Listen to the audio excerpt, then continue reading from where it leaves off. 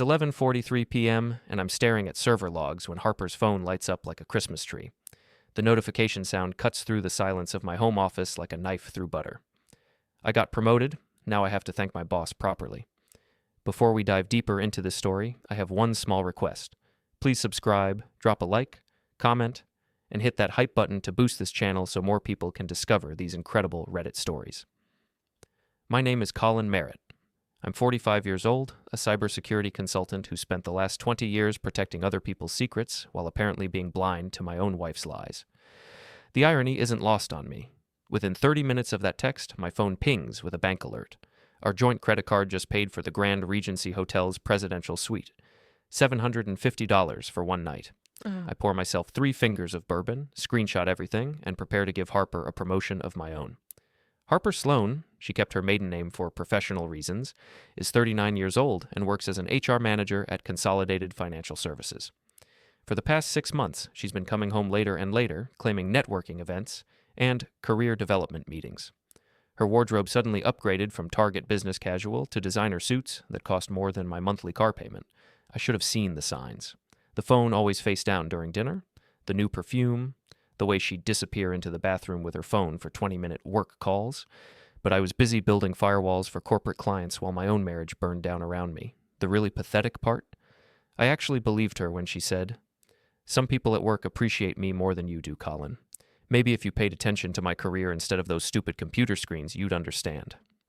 Tonight, I understand perfectly. I hack into Harper's cloud backup, something I could do in my sleep. What I find makes me freeze and hot at the same time. Text messages going back 4 months.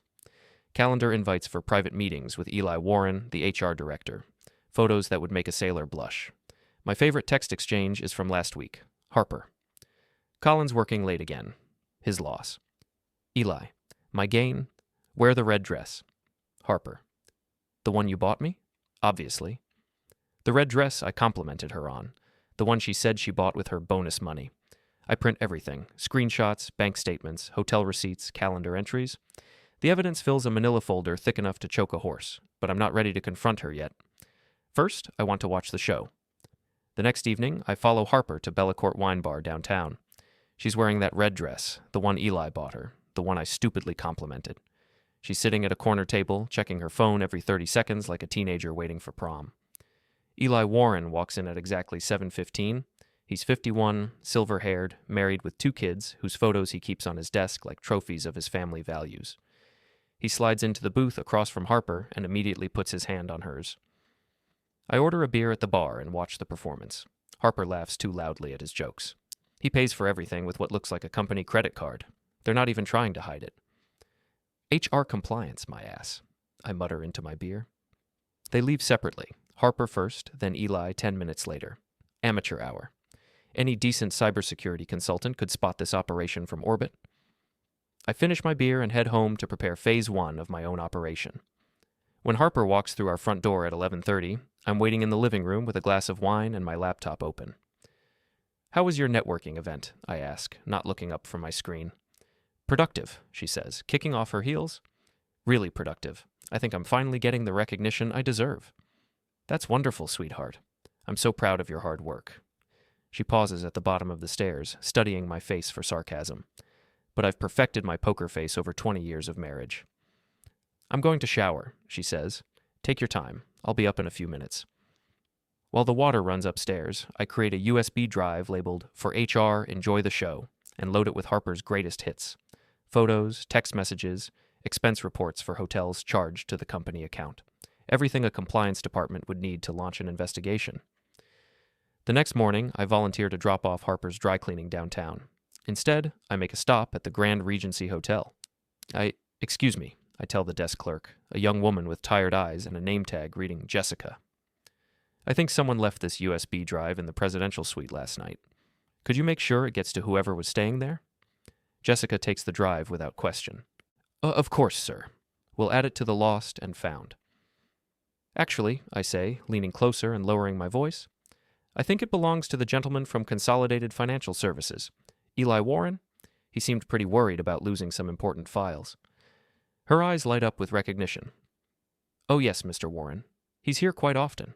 I'll make sure he gets it personally." Perfect. That evening, Harper comes home with an envelope from work. Her hands are shaking as she opens it. "What's that?" I ask, feigning concern. "Nothing, just HR wants to review some expense reports. Routine audit stuff." "Sounds serious. Need any help?" "No." The word comes out sharper than she intended. "I mean, no thank you. I can handle it." I nod sympathetically. "Of course you can. You're so good at handling things." That night, Harper tosses and turns like she's wrestling demons. Around 3 a.m., her phone buzzes with a text. I pretend to sleep while she checks it. Even in the dark, I can see her face go pale in the phone's glow. The next morning, I hand her an envelope as she's rushing out the door for work. "What's this?" she asks, already looking guilty. "Just some paperwork I thought you might need. Good luck with your career review today." Inside the envelope, printouts of her emails, screenshots of her text messages, and a note in my handwriting that says, "You'll need these for HR. Trust me." Harper's face goes through about 6 different emotions in 3 seconds. Fear, anger, confusion, more fear. "Colin, what is this?" "Evidence," I say calmly, sipping my coffee. "Have a great day at work, honey." Harper doesn't come home that night, or the next night. On Thursday, I get a text. "Staying at Jenna's. Need space to think." Jenna Morrison is Harper's best friend since college, a gossipy real estate agent who lives in a downtown loft and thinks marriage is an outdated patriarchal institution. Perfect ally for a cheating wife. I use the time alone productively. First, I freeze our joint accounts, something I can do legally since my name is on everything.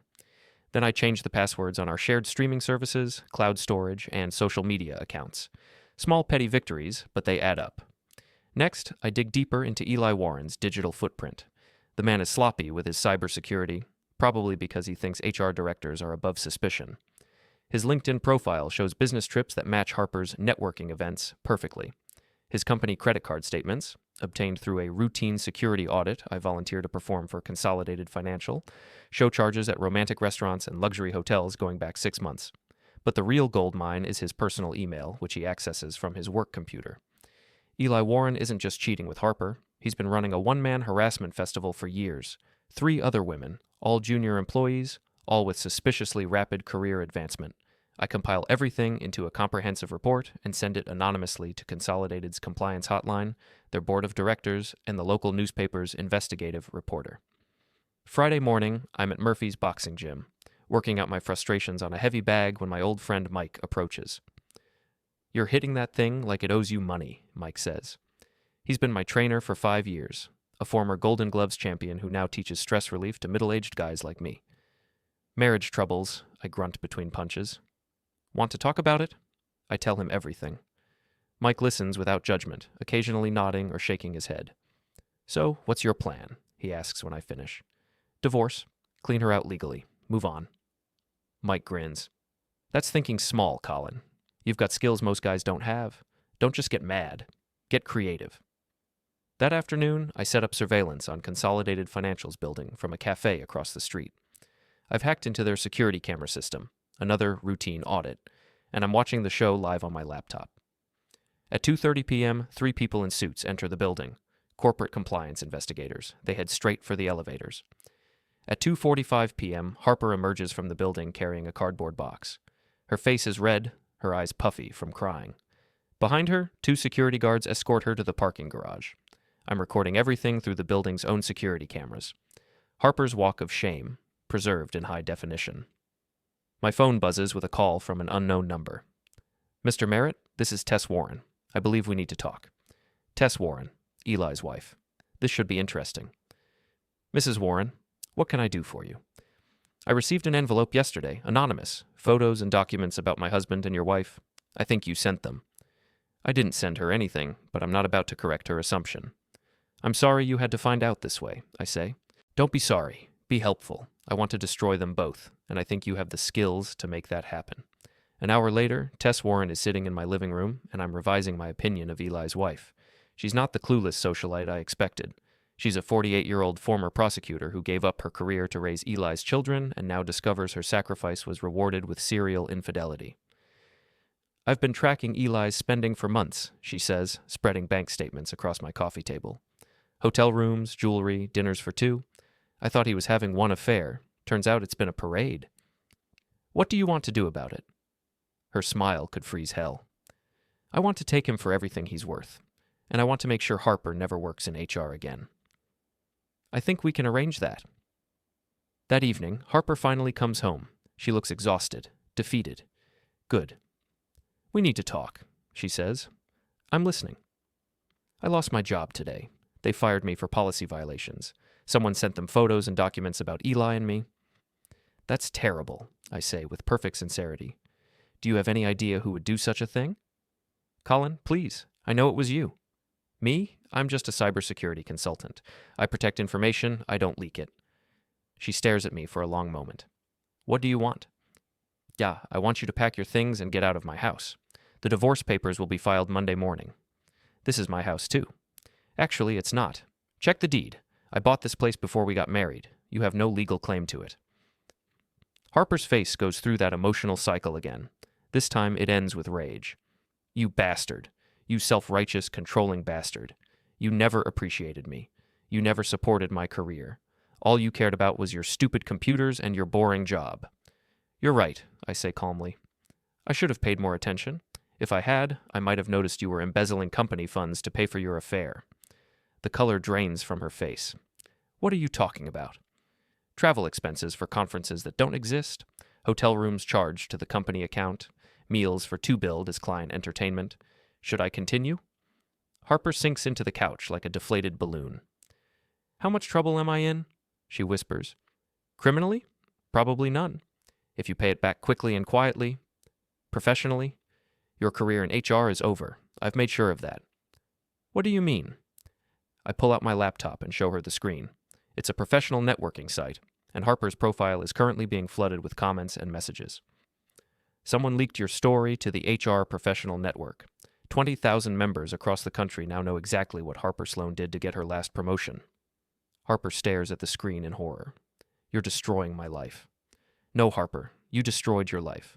I'm just making sure everyone knows about it. Harper moves out over the weekend, taking only her clothes and personal items. Everything else, furniture, electronics, the car I stupidly put in both our names, stays with me. I change the locks Sunday night and install a new security system Monday morning.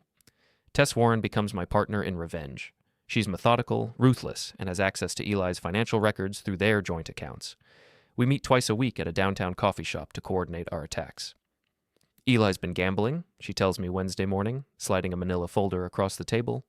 Online poker, sports betting, casino trips he claimed were business conferences. He's lost almost $40,000 in the past year. Does his employer know? They do now. I sent an anonymous tip to their compliance department yesterday. I'm impressed. Remind me never to cheat on you. Too late for that advice, but I'll keep it in mind for my next husband. That afternoon, I drive to Eli's office building and wait in the parking garage. I've hacked the building's access system, so I know exactly when he'll be leaving. Security cameras show him walking to his car at 5:47 p.m., looking haggard and defeated. I'm waiting by his BMW when he arrives. It's a beautiful car, midnight blue, leather interior, the kind of vehicle that screams, I'm more important than you. Hello, Eli. He jumps like I've tasered him. Colin, what are you doing here? Waiting to have a conversation with you. Eli looks around nervously. The parking garage is empty except for us and about 50 cars. Look, I'm sorry about what happened with Harper. It was a mistake. We both made mistakes. You're right, I say, pulling a knife from my pocket. Eli's eyes go wide with terror until he realizes it's just a utility knife. You made a big mistake. I walk over to his car and methodically slash all 4 tires. The hissing sound of escaping air echoes through the garage. What the hell are you doing? Teaching you about consequences. I pull out a tube of red lipstick, Harper's favorite shade, and write Homewrecker across his windshield in large, dripping letters. Eli starts toward me, but I hold up my hand. I wouldn't, I say calmly. I know about the gambling, Eli. I know about the other women. I know about the company credit card fraud. Right now, you're just unemployed and divorced. But if you take one more step toward me, you'll be unemployed, divorced, and under criminal investigation. He stops moving. Here's what's going to happen, I continue. You're going to walk away from this parking garage. You're going to call a taxi. You're going to go home and sign whatever divorce papers Tess puts in front of you, and you're never going to contact Harper again. Are we clear? Eli nods frantically. Good. Oh, and Eli? Next time I won't stop with the car. I walk away, leaving him standing next to his vandalized BMW. The security cameras captured everything, but from the angles I chose, it will look like Eli damaged his own car in a fit of rage. That evening, Tess calls me with an update. Eli came home crying, she says, and I can hear the satisfaction in her voice. Literally crying. He begged me not to divorce him, promised to change, the whole pathetic routine. What did you tell him? I told him I'd think about it. Then I called my lawyer and told him to accelerate the divorce proceedings. Eli will be served papers tomorrow morning. And Harper? Jenna called me today. Apparently Harper's been staying on her couch for a week, crying and drinking wine. She can't find another job because word has spread through the HR community. No one will hire her. Perfect, but I'm not done yet. Thursday morning, I receive an unexpected visitor. Jenna Morrison stands on my doorstep, looking nervous and guilty. We need to talk, she says. I let her in and offer coffee, which she accepts gratefully. Jenna is 33, blonde, artificially enhanced in all the obvious places. She's always struck me as the kind of person who enjoys other people's drama a little too much. Harper doesn't know I'm here, she begins. What can I do for you, Jenna? I need to tell you something about Harper's affair, something she doesn't know that I know. This should be interesting. I'm listening. Jenna takes a deep breath. I helped her cover for the affair. When you called looking for her, I lied and said she was with me. When she needed alibis for her hotel meetings, I provided them. Why are you telling me this? Because I didn't do it to help Harper. I did it because I wanted her to get caught. I set down my coffee cup. Explain. 3 years ago, Harper got me fired from my job at Morrison Realty. She told my boss I was drinking during client meetings, which was true, but she had no right to interfere. I lost my license, my income, everything. It took me 2 years to get back on my feet. So you helped her have an affair, hoping she'd get caught? I encouraged it. I introduced her to Eli at a company party. I suggested the hotels they used. I even helped her pick out lingerie. Jenna's smile is pure malice. I wanted to watch her destroy her own life. Why are you telling me this now? Because Harper found out what I did. She's threatening to expose my DUI from last year unless I help her get revenge on you. I lean back in my chair. And you're here because? I want to make a deal. I'll help you finish destroying Harper if you protect me from her blackmail. This woman is almost as vindictive as I'm becoming. I like her. What kind of help are you offering? Jenna reaches into her purse and pulls out a smartphone. Harper's been staying at my place, remember? She thinks I'm on her side. She's been planning ways to get back at you, and I've been recording everything. She plays a voice memo. Harper's voice fills my living room. Colin thinks he's so smart with his computer skills. But I know things about him too. I know about the tax returns he fudged in 2018. I know about the client data he copied to his personal drives. I can destroy his career just like he destroyed mine. Interesting. Harper's getting desperate. There's more, Jenna says. She's planning to break into your house while you're at work. She wants to steal your computer equipment and delete files. When? Tomorrow afternoon. She thinks you'll be at that cybersecurity conference in Chicago. I smile. Jenna, I think we can help each other. Friday morning, I call in sick to the cybersecurity conference and instead set up surveillance equipment throughout my house. Hidden cameras, motion sensors, audio recorders, everything I need to catch Harper in the act of breaking and entering. Then I drive to a coffee shop 3 blocks away and wait. At 1:30 p.m., my phone alerts me to motion in the house. I open the surveillance app and watch Harper let herself in through the back door. She still has a key, something I deliberately didn't change. Harper moves through the house like a woman on a mission. She heads straight for my home office and starts rifling through my desk drawers, looking for backup drives and password lists. What she doesn't know is that I've removed everything important and replaced it with dummy files. After 20 minutes of fruitless searching, Harper gets frustrated. She picks up my backup monitor and throws it against the wall, shattering the screen.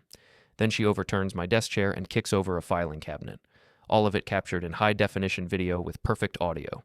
Harper is just getting started on my bookshelf when my front doorbell rings. She freezes like a deer in headlights. Through my security system, I watch 2 police officers standing on my front porch. I called them 15 minutes ago to report a break-in in progress. Harper panics. She runs for the back door, but I've remotely engaged the electronic lock. She's trapped. The officers enter through the front door. I gave them the access code. And find Harper standing in my destroyed office, holding a baseball bat she grabbed from my closet. Ma'am, We need you to put down the bat and put your hands where we can see them. Harper's arrest makes the local news that evening. Local woman arrested for breaking into estranged husband's home. The story includes her mugshot and mentions her recent termination from Consolidated Financial Services for policy violations. But I'm not done yet. Saturday morning, I meet Tess Warren for coffee and show her the surveillance footage. This is perfect, she says, watching Harper destroy my office. Eli's lawyer will love this. It shows a pattern of vindictive behavior that supports our claims about Harper's character. How's the divorce proceeding? Eli's fighting it, but he doesn't have much leverage. I've frozen our joint accounts and moved the money to accounts he can't access. He's living in a studio apartment and driving a rental car. What about his job? Tess grins. Fired yesterday. Apparently someone sent his employer evidence of gambling during work hours and misuse of company resources. They terminated him for cause, so no severance package. Someone? Anonymous tip. Very thorough documentation. Professional quality work. We're both enjoying this too much, but I don't care. Harper and Eli destroyed their own lives. We're just making sure everyone knows about it. That afternoon, I get a call from Jenna. Harper's back at my place, she says. She's furious about the arrest. She wants to hire a lawyer and sue you for harassment. What did you tell her? I told her she should focus on finding a job instead of revenge. She didn't take it well. How didn't she take it well? She threw a wine glass at my wall and called me a terrible friend. Then she accused me of sabotaging her relationship with Eli. Did you tell her she was right? Jenna laughs. Not yet. I'm saving that revelation for the right moment. When will that be? Tonight. Harper's meeting with some of our old college friends at Bellacourt Wine Bar, the same place where you watched her with Eli. She's planning to tell them her sob story about how you ruined her life. And you're going to set the record straight? I'm going to tell them everything. The affair, the embezzlement, the break-in, and I'm going to play the recordings of her planning revenge against you. Jenna, you're a terrible person. I know. Isn't it wonderful? That evening, I positioned myself at the bar in Bellacourt Wine Bar, nursing a beer and pretending to watch the basketball game on the overhead TV. Harper arrives at 7 with 3 other women I recognize from various social gatherings over the years. The conversation starts sympathetically. Harper plays the victim perfectly, describing how her vindictive ex-husband destroyed her career and had her arrested on false charges. Her friends make appropriate supportive noises. Then Jenna arrives. Sorry I'm late, she says, sliding into the booth. Traffic was terrible. Harper eyes her suspiciously. I thought you weren't coming. I changed my mind. I decided it was time to tell our friends the truth about what really happened. The temperature at the table drops about 20 degrees. Jenna, Harper says carefully, maybe we should talk privately first. No need, Jenna says brightly. She pulls out her phone and sets it on the table. I have recordings. What follows is 15 minutes of the most brutal character assassination I've ever witnessed. Jenna plays Harper's voice, describing her affair with Eli, planning revenge against me, and admitting to embezzling company funds. She shows photos of Harper and Eli together that she secretly took during their meetings. Harper's friends listen in stunned silence as their image of her crumbles. You recorded me, Harper whispers. For months, Jenna confirms. I wanted evidence of what you really are. Why? Because you destroyed my career 3 years ago, and I've been waiting for the perfect opportunity to return the favor.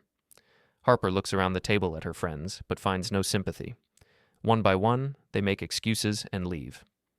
Within 10 minutes, Harper is sitting alone with Jenna. I trusted you, Harper says. That was your mistake, Jenna replies. Just like trusting Eli was your mistake. Just like thinking you could outsmart Colin was your mistake. Harper starts crying then, deep, ugly sobs that attract stares from other patrons. Jenna watches without emotion, then stands up and walks away, leaving Harper alone at the table. I finish my beer and leave a generous tip. Tomorrow, I'll implement the final phase of my revenge. Sunday evening, I send identical text messages to Harper, Eli, Jenna, and Tess. Meet me at the rooftop parking lot of the Meridian building tomorrow at sunset. We're going to settle this once and for all. The Meridian building is downtown, 20 stories of glass and steel with a parking garage that offers a perfect view of the city skyline. I arrive early and position myself near the edge, with the setting sun at my back. Harper arrives first, looking haggard and desperate. She's wearing jeans and a wrinkled blouse, a far cry from the designer outfits Eli used to buy her. What do you want, Colin? Justice, I say simply. Eli appears next, climbing out of a dented Toyota that's clearly a rental car. He looks like he's aged 10 years in the past month. His expensive suits have been replaced by off-the-rack clothes, and his confident swagger is gone. "This is harassment," he says, but his voice lacks conviction. Tess arrives in her Mercedes, looking like she's dressed for a board meeting. She nods to me professionally and takes a position where she can see everyone. Jenna is last, carrying a small recording device that she sets on the concrete ledge. "For posterity," she explains. I look around at the assembled group and feel a surge of satisfaction. 6 weeks ago, Harper and Eli were riding high, successful professionals with bright futures. Now they're unemployed, disgraced, and facing financial ruin. "Let's start with you, Eli," I say. "How's unemployment treating you?" Eli's face flushes red. "You destroyed my life." "No, Eli. You destroyed your life when you decided to sleep with other people's wives and steal from your employer. I just made sure everyone found out about it." "The gambling evidence you planted?" "I didn't plant anything. I just compiled records of your actual gambling losses and sent them to your employer. Everything I reported was true." Eli takes a step toward me, but I hold up my hand. "I wouldn't," I say calmly. "Tess has been recording everything since you arrived. One threatening move toward me, and she'll have grounds to request a restraining order." Eli stops, defeated. I turn to Harper. "And how are you doing, sweetheart? Found a new job yet?" "You know I haven't," she spits. You made sure of that." "Actually, I have good news for you. I heard from 3 different HR departments this week. Apparently your reputation has spread throughout the professional network. The phrase, 'sleeping your way to the top,' came up in all 3 conversations." Harper's face crumbles. "Why are you doing this to me?" "Because you betrayed 20 years of marriage for a promotion and a few expensive dinners. Because you embezzled company funds to pay for your affair. Because you broke into my house and destroyed my property when you got caught." I pull out my phone and show her the screen. But mostly because of this. It's Harper's LinkedIn profile, which I've been monitoring. This afternoon, she posted a long message about being the victim of a vindictive ex-husband's cyber harassment campaign. She painted herself as an innocent professional whose career was destroyed by a jealous spouse. "You still don't get it," I continue. "You still think you're the victim here." "I am the victim." "No, Harper, you're the perpetrator, and now you're facing the consequences." I turn to address the group. I want everyone to understand something. Everything that's happened to you has been the direct result of your own choices. I didn't make Eli gamble away $40,000. I didn't make Harper embezzle company funds. I didn't make either of you decide to have an affair. "You manipulated everything," Harper protests. "I documented everything. There's a difference." I pull out a manila folder and hand copies of documents to each person present. "These are the final pieces of evidence I've compiled. Bank records showing the embezzlement. Photos of Eli with 3 other women. Audio recordings of Harper planning to destroy my career. Video footage of Harper breaking into my house." Harper stares at the documents in horror. "What are you going to do with these?" "That depends on you," I say. "Here's my offer. You can accept responsibility for what you've done, sign a comprehensive confession, and agree to repay every cent you stole from your employer. In return, I won't send these files to the district attorney's office." "And if we refuse?" Eli asks. I smile. "Then I'll send everything to the DA, the IRS, the state licensing boards, and every HR professional network in the country. Your names will become cautionary tales told to warn other professionals about the consequences of ethical violations." The silence stretches for a long moment. Finally, Harper speaks. "What about the confession? What would it say?" I pull out another document. "It's already written. You just need to sign it." Harper reads the confession, and I watch her face go through the familiar cycle of emotions. The document is thorough, detailing every aspect of her affair, the embezzlement, and the break-in. It's also legally binding and admissible in court. "This is humiliating," she whispers. "Yes," I agree. "It is." Eli reads over her shoulder. "We can't sign this. It's career suicide." "Your careers are already over," Tess points out. "This just makes it official." Harper looks around desperately, seeking support from someone, anyone. But Jenna is recording everything with obvious satisfaction, Tess is checking her manicure, and Eli is staring at his shoes. "Fine," Harper says finally. "I'll sign it." She scrawls her signature across the bottom of the confession, and Eli reluctantly follows suit. I collect the signed documents and hand Harper a bill. "This is an itemized list of every cent you spent on your affair, plus interest and penalties. The total comes to $47,312. Harper stares at the bill in shock. "I don't have that kind of money." "Then you'd better get a job. Any job. I don't care if you're flipping burgers or cleaning toilets. You have 6 months to pay me back, or I'll garnish your wages for the next decade. I turn to Eli. Your divorce settlement with Tess is final as of this afternoon. You get to keep your clothes and your rental car. Everything else goes to her. That's not legal, Eli protests. Tess smiles coldly. Actually, it is. You signed a prenup, remember? The one that voided all your assets in case of infidelity? My lawyer found 3 witnesses to your affairs. The settlement is ironclad. I look around at the group one final time. The sun has set behind us, and the city lights are beginning to twinkle below. This is where we part ways, I announce. Harper, you're going to disappear from my life completely. No contact, no revenge schemes, no sob stories on social media. Eli, same goes for you. If either of you tries to retaliate against me or Tess, these confessions go straight to the authorities. What about Jenna? Harper asks bitterly. I turn to Jenna, who's been enjoying the show immensely. Jenna gets a special reward for her cooperation. I hand her an envelope.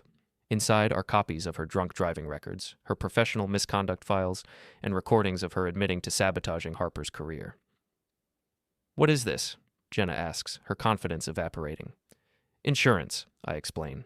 You helped me destroy Harper, but you're not a good person, Jenna. You're vindictive, manipulative, and dangerous. If you ever try to use what you know about this situation against anyone, I'll make sure your real estate license gets permanently revoked. Jenna's face goes pale. You're blackmailing me. I'm protecting myself. There's a difference. I step back and survey my handiwork. 4 people whose lives have been permanently altered by their own poor choices and my methodical documentation of those choices. Congratulations, everyone, I say with genuine satisfaction. You've all been promoted. Harper, you're promoted to unemployed. Eli, you're promoted to divorced and bankrupt. Jenna, you're promoted to permanently supervised. And Tess, you're promoted to wealthy single woman. Tess laughs appreciatively. Thank you, Colin. This has been very therapeutic. Harper makes one last desperate attempt. Colin, please. We were married for 20 years. Doesn't that mean anything to you? I look at her for a long moment, remembering the woman I thought I married, the woman who apparently never existed. It meant everything to me, I say quietly. That's why this hurts so much. But you threw away 20 years for a few months of excitement and a promotion you didn't deserve. You made your choice, Harper. Now live with the consequences. Harper starts crying again, but I feel no sympathy. She had 20 years to be honest with me, 20 years to work on our marriage, 20 years to be the person I thought she was. Instead, she chose betrayal. I walk to the edge of the parking garage and look out over the city lights. Behind me, I hear car doors slamming as my former wife, her lover, and their enabler drive away to face their ruined futures.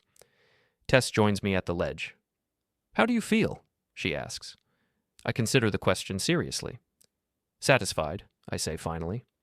Justice has been served. Any regrets? Just one, I admit. I regret not seeing through Harper's lies sooner. I could have saved myself years of wasted effort. Tess nods thoughtfully. What will you do now? I smile, feeling lighter than I have in months. Now I'll rebuild my life without liars, cheaters, and manipulators.